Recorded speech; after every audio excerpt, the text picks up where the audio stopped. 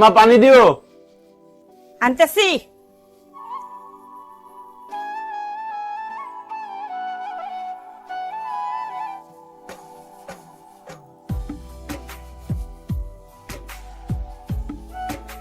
সারাদিন কই থাকুস?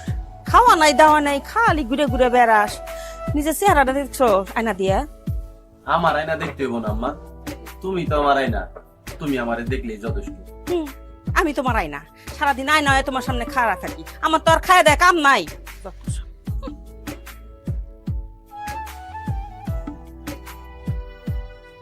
কমরাটা কি সারাদিন আসিলি কই? এই সারাদিন পরে ওর বেলা খাইতে আইছো সারের মতো না?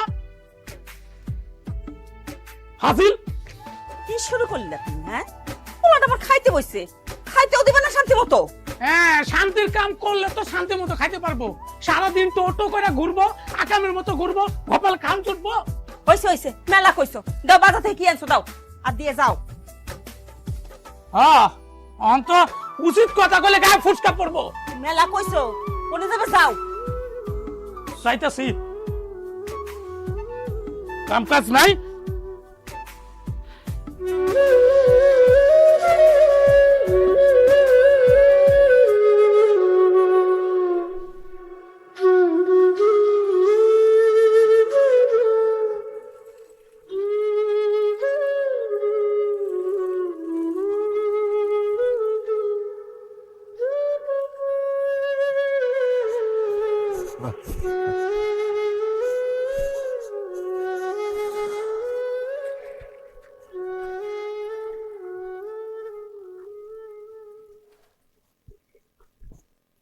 কিরে, কি খবর তোর? আর খবর, বাপের ঘাড়ে ঠিক বিষ ফোড়ার মতো হয়ে গেছি। না পারে বহন করতে, আর না পারে ফালাই দিতে।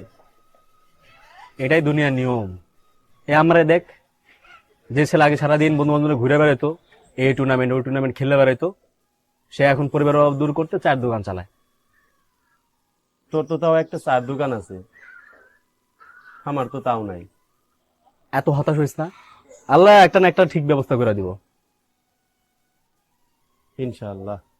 চাক একটা দে।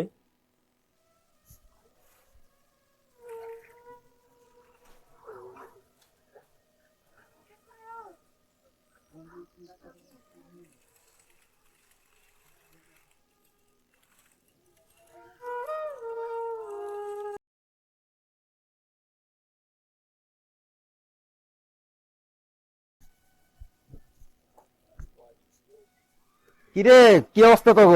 ভালো আছো?